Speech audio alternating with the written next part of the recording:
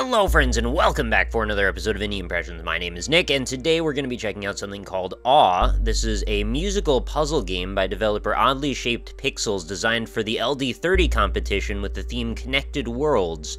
Now I've seen a couple of comments that said, hey Nick, what's up with the fact that you didn't do any coverage for the LD30 competition? Well, I wanted to, I was just away. I went over to Vancouver to hang out with my buddy Northern Lion, and then we went to PAX, and it was a really good time, but I didn't really have much time in the way of being able to vet the 2,500 game submissions that showed up for the LD30 competition. So I'm back now, though, and I'm doing that now, and this is the first one that jumped out at me. It's a very cool little game where we'll essentially be building a world from scratch by doing some little musical patterns by clicking on various tiles and such. So you'll see there's two different modes, a private and a connected mode. The difference being private, obviously, you play by yourself, versus connected pairs you randomly with someone else that happens to be playing the game, and you can alternate in making the patterns together, I suppose. I've never actually run into anyone playing it yet, but hopefully after this video goes up, maybe some of you will have that experience. I'm going to choose the connected mode, though, just because there's actually one more pattern that we can make in that versus private. So, you know, we'll show you another thing that you wouldn't have seen. So anyway, let's start that up, and I will show you what this is about. So we're presented with a blank slate, an empty world, and you'll see there's a number of like little triangle pyramid type things going on the left side, and the game's going to give you some very kind of vague esoteric instructions about what's going on, letting you know that we can touch the planet in various ways, and the resulting colors under the cursor will be what forms the patterns. Colors correspond with tones, of course, so I'm not sure if we're doing color patterns or tone patterns. Doesn't really matter, honestly. They're kind of inseparable in this case. So first thing I'm going to do, I'm going to click randomly, and you'll see a number of things light up, and we get sort of a dark burnt crimson happening there in the top left corner, and that's our pattern. So we can click this a couple of times if we want, and wherever we are on the planet, again, that's where the color is going to arrive from. But if I have three things and I click away from the planet, that resets the pattern. So watch the top two when I click this. You'll see the right one actually blinks. That's indicating that's what this pattern is made up of. So if I experiment a little bit and click in other places, I'll see that this lighter blue, sort of dark turquoise, there's better color names than these, but this is what I'm coming up with, forms the first of the two, and then this one over here forms the second one. Now let's press them in sequence, and we get a tree, which adds a new green to the mix. So as you can probably imagine, there is immense potential for an idea like this, and I have to say there's some shortcomings, of course, just due to the fact this was made in 48 hours, and in fact it's quite promising and really well done for that amount of time.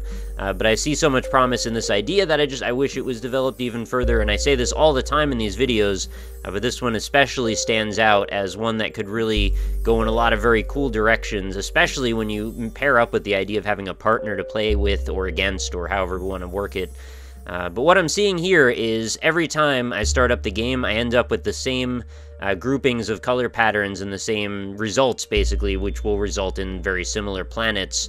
And I was thinking, how cool would it be if there were hundreds of different departures from the same formula, and every time you play this, you're going to run into a slightly different grouping of items that you can add to your world, and then as you add to worlds, eventually you can finish worlds, and then they'll go into your galaxy, or whatever you want to call it, and each planet can start to form a little melody based on what is the predominant element of that planet, and you can go back and maybe edit them more if you want to change your melody.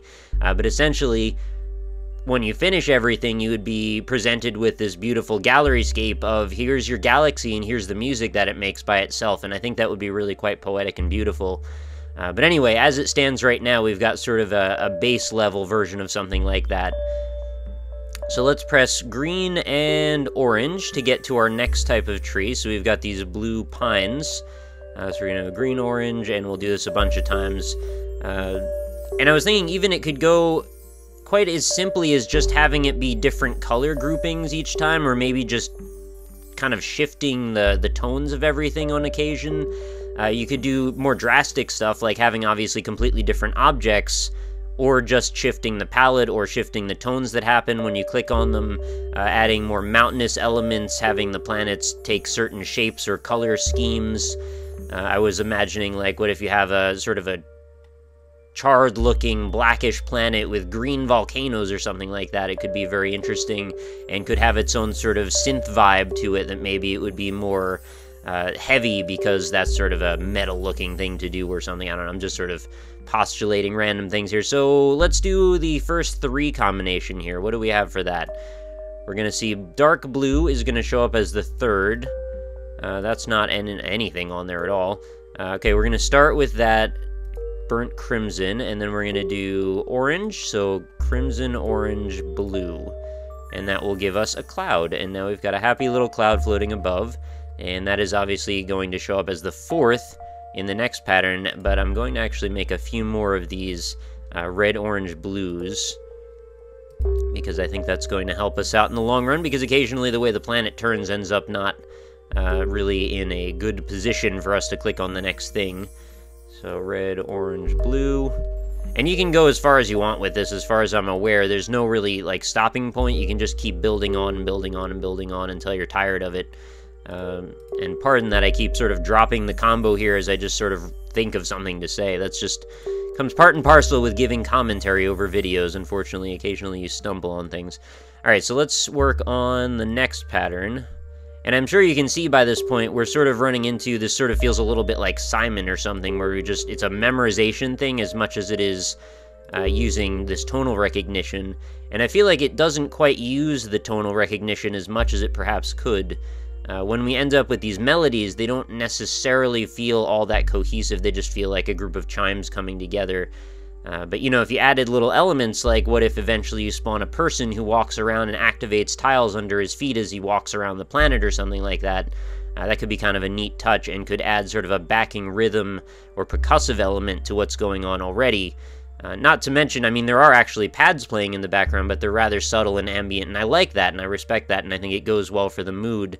But I think I also like the progression of starting out very minimalistic and working towards something more complex and more identifying an individual as you work and spend time with this environment.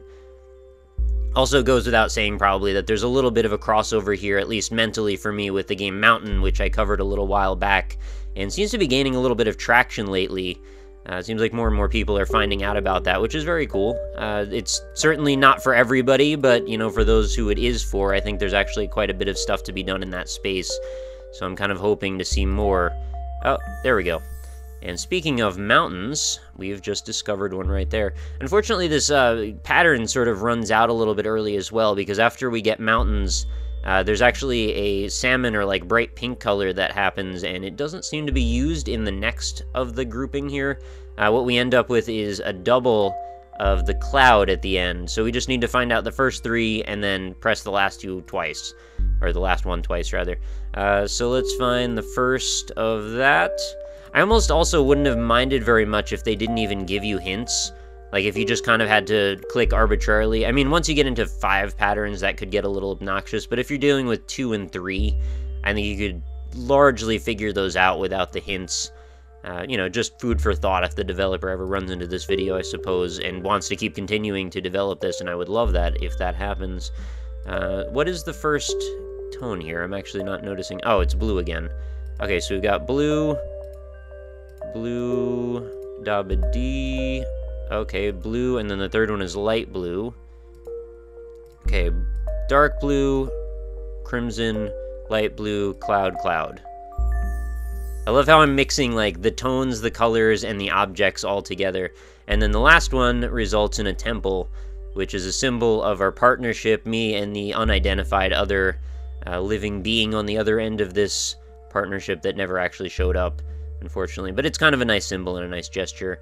And it's nice that there's a 5th pattern, because in the other version, or the offline version, it just stops at the mountain, and then you can just go nuts and keep making mountains as much as you want, but, you know, it doesn't really feel quite as gratifying. There's not as much diversity in what ends up being created. So, I think that's about all I want to say on Awe. It's a very cool idea. I would love to see this develop further, and I would love to hear your feedback on it as well, to see if you're as interested in this kind of a thing as I am.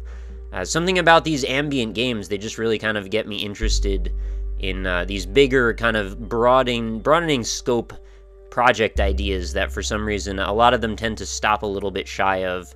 or at least my experience, the ones that I've run into tend to. So let me know what you think of this in the comments. If you enjoyed the video, consider leaving a like for me, because that actually helps me spread the word about more interesting and just original artistic indie games, as the more likes the video gets, the easier it is for people to stumble onto it. And there will be more LD30 coverage. I'm going to try and break it up as I always do. I don't like to just do a back-to-back-to-back-to-back grouping of them. Generally, I tend to spread some other stuff in there. But if that's something that you would rather I didn't do for some reason, please let me know that as well. Still kind of fine-tuning all of the stuff that I kind of work out with in my schedules here. So if you have any feedback as to how things are going, feel free to let me know that as well. And be sure to come back again tomorrow, because new episodes of Indie Impressions go up every single day. Check out the description if you want to play this yourself. It's actually free to play right in your browser. It's a Unity-based thing, so it'll work in pretty much any browser, no trouble at all. And go and experience this yourself. Pop on some headphones and have a good time. It's a nice, relaxing thing to do. And feel free to fill up a planet as much as you like and take a screenshot, because that could be kind of cool too. So I will see you all tomorrow. Thank you so much for watching, as always, and I hope you have a fantastic night. Talk to you later.